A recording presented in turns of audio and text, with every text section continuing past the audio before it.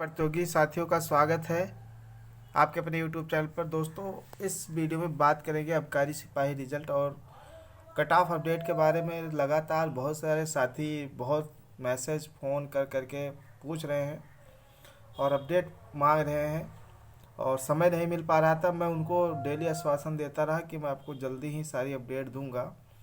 और आज finally Saturday है और समय है अपने पास, कल संडे है। तो आपको कट ऑफ और रिजल्ट के विषय में जो अपडेट देना चाहूँगा, क्योंकि इसमें बहुत से लड़के पूछ रहे हैं क्या क्या लड़कियां मतलब लड़कों के सीट पर सेलेक्ट होंगी कि नहीं होंगी। सारे आपके डाउट मैं क्लियर कर दूंगा। जो चीज़ें अभी चलती आई हैं शुरू से रिजर्वेशन में, वो सारी बातें देखिए। लड़के ने मुझे फ़ोन किया था, उसने बताया कि करीब जनरल कैंडिडेट के 30 से 40 लड़के पास हैं और लड़कियां करीब 200 से ज़्यादा लड़कियां या 200 के आसपास लड़कियां क्वालिफाई हुई हैं फिजिकल। और इसमें जो वैकेंसी है वो 400 समथिंग है। तो उन्होंने जो मुझसे ये बातें कही, सबसे पहले ये कि जैसे इनका फिजिकल अलग था लड़कियों का और लड़कों का जो फिजिकल है वो अलग था स्टैंडर्ड। तो इसमें लड़कियों का फिजिकल आसान था तो लड़कियां ज़्यादा फिजिकल क्वालिफाई हुई हैं, जबकि लड़के कम क्वालिफाई हुए हैं। और लड़कियां नंबर भी जाहिर सी बात है कि ज़्यादा बनाई होंगी अगर उनका फिजिकल आसान होगा, और लड़कों का फिजिकल में नंबर कम बना होगा क्योंकि इनका फिजिकल का स्टैंडर्ड थोड़ा अच्छा था। तो इसमें 50 के ऊपर बहुत कम ही लड़के पहुंच पाए हैं जो फिजिकल में एक अच्छा स्कोर गेन कर पाए हैं। तो अब इसमें फिजिकल और इंटरव्यू का नंबर भी जुड़ना है। तो ऐसे में अभी बहुत जल्दी एक पैनिक मच गया लड़कों के बीच में कि जो कट ऑफ है वो 65 प्लस जा रही है। तो देखिए, पहली चीज़ कि हाँ, कट ऑफ तो हाई जा रही है, कितनी जा रही है भी बता रहा हूँ, और रिजल्ट कब तक आएगा ये भी बता रहा हूँ। लेकिन सबसे पहले आप ये जान लीजिए कि जो आप सोचते हैं कि जो रिजर्वेशन जो है क्षैतिज आरक्षण 20% सीट जो लड़कियों को अलॉट है, सिर्फ उतनी ही लड़कियाँ क्वालिफाई कराई जाएंगी, तो ये आप अजम्पशन आपका गलत है, क्योंकि आपको रिजर्वेशन के विषय में कोई भी आइडिया नहीं है। देखिए, जो 20% आरक्षण होता है वो लड़कियों के लिए क्षैतिज आरक्षण होता है, जो कि हर कैटेगरी में, जैसे ओबीसी का 27% आरक्षण है तो उसमें 20% ओबीसी का जो 27% है, मान लो 27% किसी भी वैकेंसी में 1000 पोस्टें हैं तो 27% 270 हो गया। तो उस 70 का 20% मान लो कितना हो गया, 54। तो 54 वैकेंसी उस ओबीसी 270 में से घटा दो, वो लड़कियों का रहता है, उसमें ओबीसी का लड़का नहीं जाएगा जब तक वो सीट खाली नहीं जा रही है। तो क्षैतिज आरक्षण मान लो लड़कियों की खाली जा रही है सीट, तो उसी कैटेगरी के लड़के को दे दिया जाता है। ऐसे ही एससी एसटी जनरल हर में से 20% काट के लड़कियों के लिए बनाई जाती है। और जिस कैटेगरी का जो क्षैतिज आरक्षण की सीट है उसी कैटेगरी के लड़की को वो सीटें दी जाती है। मान लो कि जैसे जनरल की लड़कियां ज़्यादा हैं और क्वालिफाई हुई हैं, ठीक है, तो अगर उनका नंबर कम है और उनको ये नहीं कि ओबीसी की लड़कियां नहीं पूरी हो रही हैं 54 सीट में, तो उसमें जनरल के लड़कियों को घुसा दिया जाएगा, ठीक है। अगर ओबीसी मान लो 50 ही लड़कियां मिली हैं तो जो 4 सीटें बची वो ओबीसी के लड़कों को दे दिया जाएगा, ना कि उसमें जनरल लड़की को या एससी लड़की को सेलेक्ट कर लिया जाएगा, ठीक है।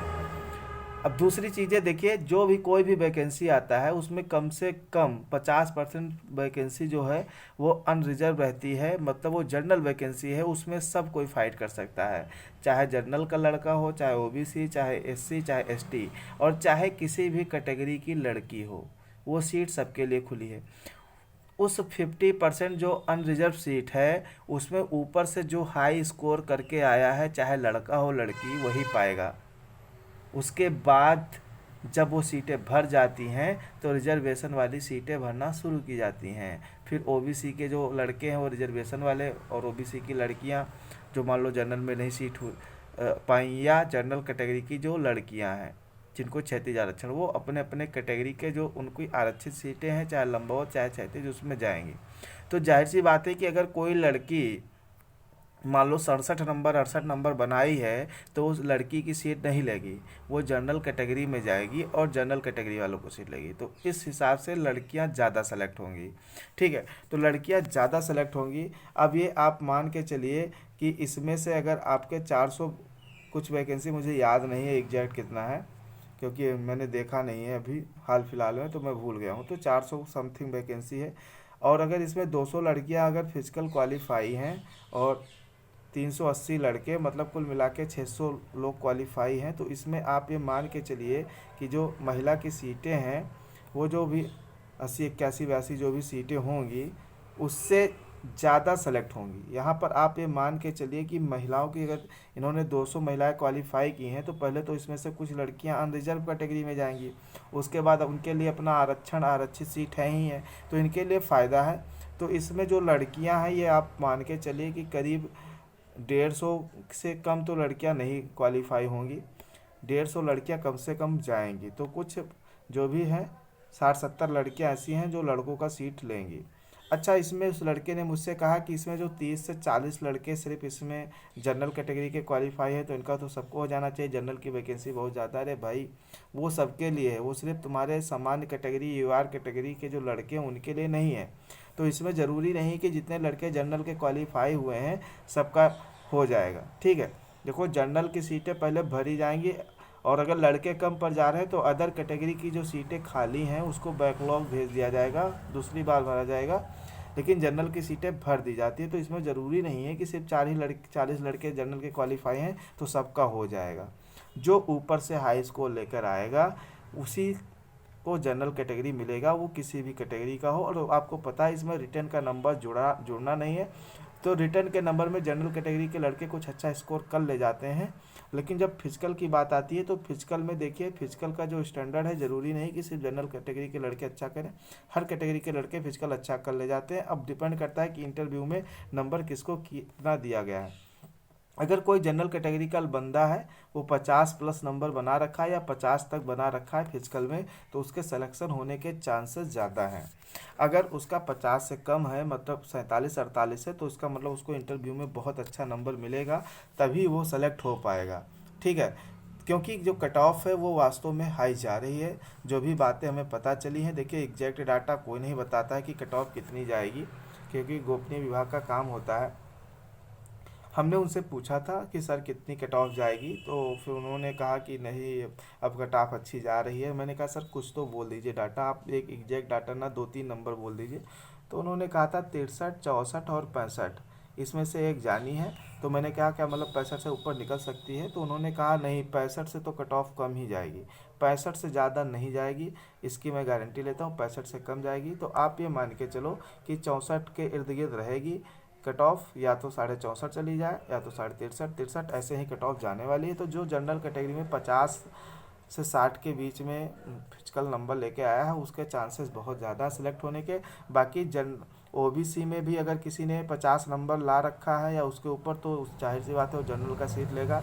या कोई लड़की है जो 50 नंबर या इसके ऊपर लेकर आई है, वो भी जनरल का सीट लेगी। एससी कोई लड़का है अगर वो 50 के ऊपर लेकर आया है 60 तक नंबर, तो वो भी जनरल की सीट लेगा ही लेगा। ठीक है, तो ये जानकारी थी। उम्मीद करता हूँ कि आपको जानकारी अच्छी लगी होगी। जो चीज़ें सच्चाई हैं, बहुत से लोग कह रहे थे कि हम लोग कोर्ट जाएंगे, अशोक खरे से बात हो गई है कि उसमें देखिए, आप कभी भी वकील के पास जाएंगे तो वकील कभी ये नहीं कहेगा कि हम आपकी केस को न लड़ें, क्योंकि उसका व्यवसाय ही यही है, इसी से उसको पैसा कमाना है। लेकिन आप इस मुद्दे पे कभी नहीं जा सकते हैं कि लड़कियों का फिजिकल स्टैंडर्ड अलग था, और इस पर आप जा सकते हैं, आप जाएंगे कोई बात नहीं, लेकिन आप केस जीतेंगे नहीं, केस हार जाएंगे। देखिए, मेरा पैसा नहीं जाना है, आपका पैसा जाना है, आप लड़िए, हम रोक नहीं रहे हैं, क्योंकि ये ऐसा पहली बार नहीं हुआ है। फोर्स लाइन में तमाम ऐसे फिजिकल टेस्ट होते हैं जिसमें लड़कियों का फिजिकल स्टैंडर्ड कम होता है। अभी जल्दी में एक वैकेंसी हुआ, कल्याण अधिकारी हुआ, उसमें भी फिजिकल स्टैंडर्ड कम था। तो आप इस पे आप ये नहीं, आप एक अभ्यर्थी होकर आप ये नहीं तय कर सकते हैं कि किसका फिजिकल स्टैंडर्ड कठिन था या आसान था। ये आयोग का काम है और आयोग ही तय करेगा। ठीक है, ये आप नहीं तय कर सकते हैं, अपने हिसाब से कोई भी मानक नहीं लगा सकते हैं।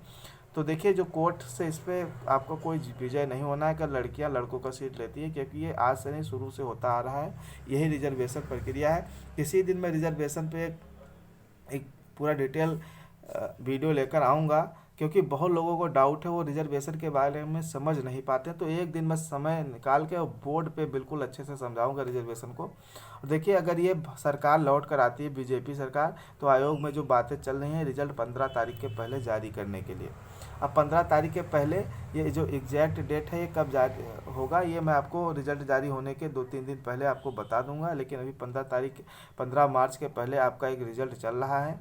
जो रिजल्ट का डेट चल रहा है, जो डेट है वो 12, 13, 14, 15 ऐसे ही कहा जा रहा है, इसी में जारी कर दिया जाए अगर ये सरकार आती है। अगर ये सरकार नहीं आती है, दूसरी सरकार लौटती है, तो क्या होगा? तो अब देखिए, ये आयोग के जो कर्मचारी हैं उस पर तुरंत रोक नहीं लगा, ठीक है। तो अगर उसका मूड है तो जारी कर देगा, अन्यथा देखिए कोई भी एग्ज़ाम होगा या कोई भी रिजल्ट होगा, आपको 6 महीने तक वेट करना पड़ेगा। क्योंकि फिर नई सरकार, अगर सरकार सत्ता बदलती है तो कोई भी सरकार आती है तो चाहे थाना हो चाहे कोई भी विभाग हो, सब जगह वो अपने मन के हिसाब से अधिकारियों को रखती है, ठीक है। आपको पता है ये चीज़ें, आप भी यूपी में रहते हैं तो देखते हैं यहाँ पर जो जातिवादिता वाली चीज़ें हैं ये हमेशा से रही हैं सरकारों में। तो फिर रिजल्ट हो चाहे आपका कोई परीक्षा हो, वो थोड़ा सा लेट होगा और 6 महीने तक भी आपको इंतज़ार करना पड़ सकता है। और हो सकता है इससे ज़्यादा भी करना पड़ जाए, उससे हो सकता है कुछ कम भी। तो ये एक विषय है जो बात की बातें हैं। चलिए, तो मिलते हैं नेक्स्ट वीडियो में। कोई भी अपडेट होगा तो आपको दे दिया जाएगा। हाँ, अपने दोस्तों के बीच में इस वीडियो को शेयर ज़रूर कीजिएगा। जय हिंद, जय भारत।